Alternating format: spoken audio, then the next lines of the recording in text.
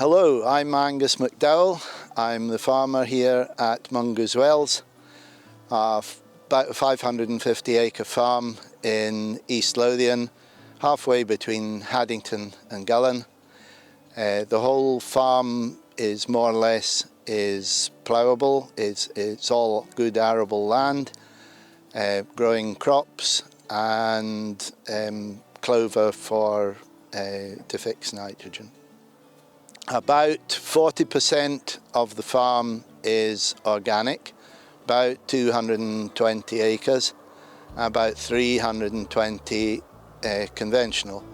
We also rent in about 70 acres and we let out about 100 acres every year, some for potatoes and some for Brussels sprouts.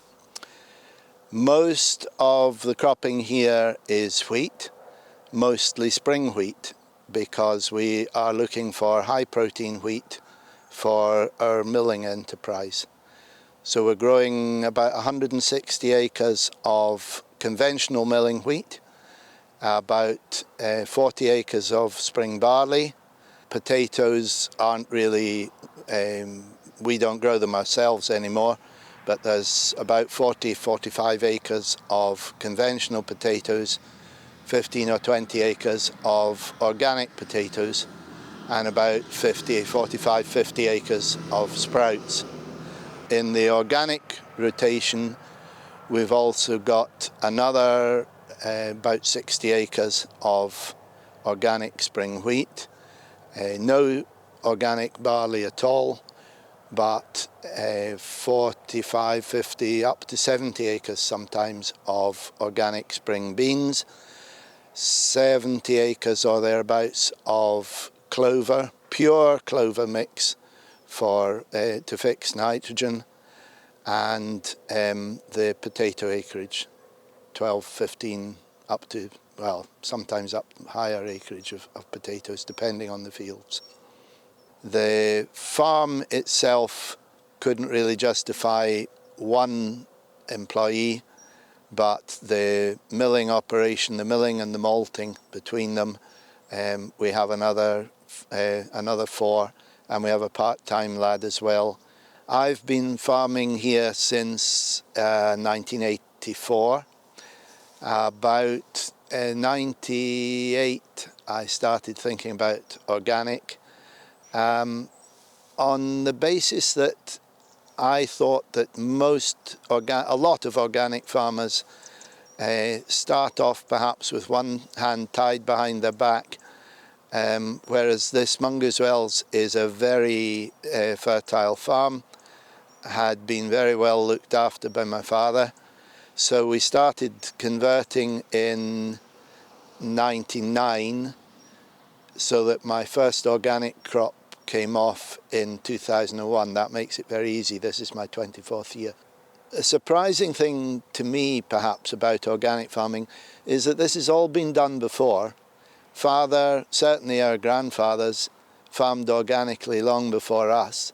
And there's a lot of organic farming which we are already, and we're certainly going to have to take back into conventional farming as fertilizer becomes extraordinarily expensive and chemicals one after the other are all withdrawn. We're going to be going more and more back towards organic, call it regenerative if you like, but there's nothing new in organic farming. It's where we're all going to have to go by degrees. The country is suffering at the moment from a lot of people being very hard up. And the first thing that the sacrifice is expensive organic food. We've seen this in 2008. We've seen it again recently, from about almost half and half organic flour sales and conventional flour sales. We're down at the moment to about 1/6 organic flour and 5/6 conventional flour. That is in the 16 kilo commercial bags. It's not so bad in retail bags. This is one of our fields of organic clover. It's a mixture of red clover and white. We find that if you sow clover at the sort of normal time of year in April, it'll take the whole of the first summer to establish, and so you have to leave it down for a second season to produce enough nitrogen to grow a crop of milling wheat. 2 years producing very little doesn't pay the bills, I'm afraid. But we found that if we can get the clover established after harvest, it's got another 6-7 months before you would have sown in April the following year. And that gives it time enough for the to fix enough nitrogen in one season that we can plough that out the following February and grow a crop of milling wheat, hopefully get 13% protein, which is the essential part of the whole job. We will spend the bulk of the summer mowing them, mulching them to try and get rid of the weeds. But hopefully and it's best if you get a dry spell. The clover has such a tremendous root system that the clover should keep growing, smother the weeds completely, and then you get a crop like this, which is great for lambs in the autumn. And we've actually got 500 lambs here at the moment, 200 in here and another 300 across the road. So the rotation in the organic part of the farm is a year and a half from September after the previous harvest in clover mixture. That will be ploughed out and sown in milling wheat, spring mullica at the moment, milling wheat, hoping to get about 2.5 tons an acre of mullica wheat at 13%, we're hoping, at least 13%. This year we had one field at 13.7, which is very acceptable, and the other field at 11.5, which is not much use. You have to get the clover well established. After the milling wheat, if it's a good field, we'll grow a second crop of wheat. The second crop, though, will be either a crop of seed wheat or a crop of a winter wheat for making plain flour, where the protein really doesn't matter. And that will come in 8 or 9% protein only, and a fairly miserable yield, but nevertheless it makes good flour. After the wheat, we'll grow a crop of beans. Either the beans will be for seed for the local seed merchant, or for going for salmon food. After that we will grow perhaps a crop of potatoes, depending on whether the field's suitable, but we don't grow them ourselves, or else possibly another wheat crop, and that will be followed again by back into clover, trying very hard to get the clover sown in the autumn. More or less, well, any good organic wheat we produce, we will be keeping for ourselves, for milling. Any of the winter wheat, we will probably grow a bigger winter wheat crop than we can sell the flour. So there'll be some of that for sale. Beans for either for seed or fish feed, and the potatoes, the grounds let out. So that's our lot. This is our one and only field of organic winter wheat. It's an old variety called Tuxedo.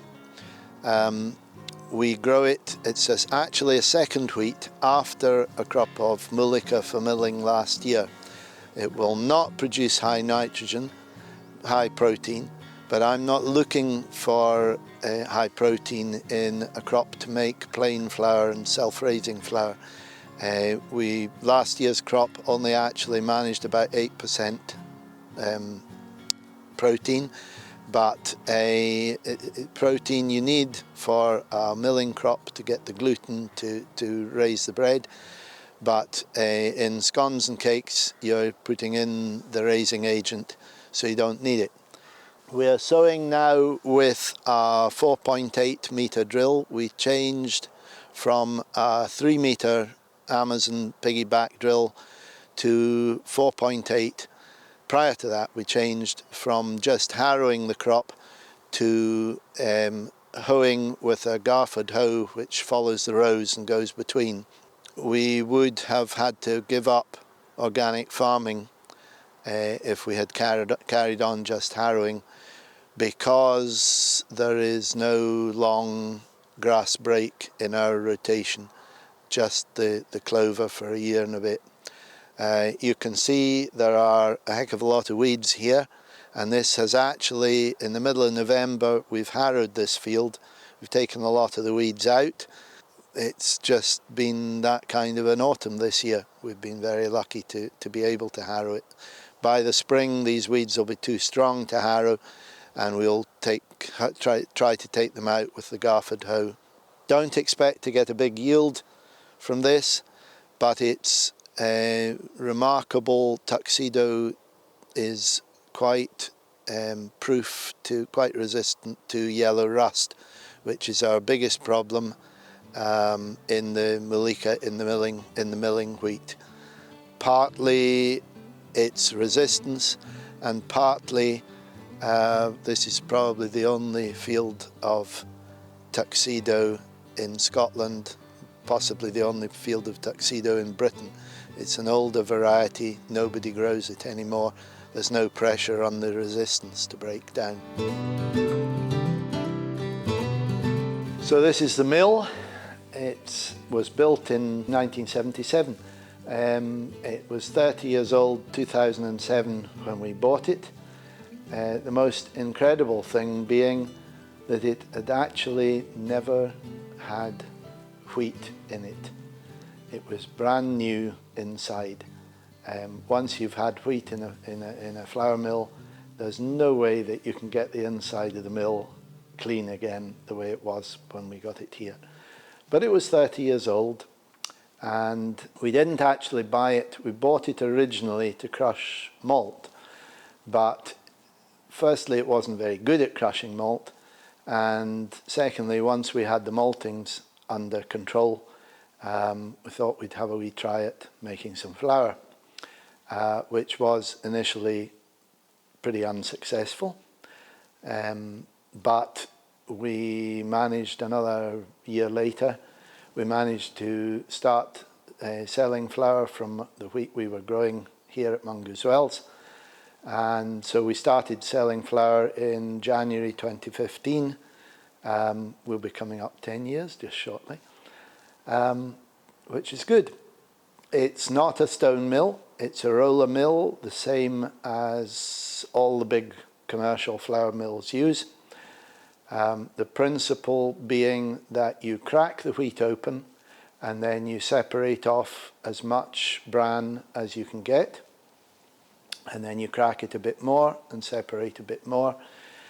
In this way it's much easier to take out one large chunk of bran than it is to smash it all up and try and take out tiny particles. You simply couldn't do it. We are milling to 150 micron, which is 0.15 of a millimetre, and there's just no way you can separate wheat and flour and bran at that sort of size, or not on the sort of quantities that we're looking at. 2014, when we first started, the flour was no use. Fortunately, we didn't keep on trying to sell it. We had a bit think about it, changed the system round so that we could get much finer flour, and now we are sifting on 150 micron, down as low as 125 micron at one stage.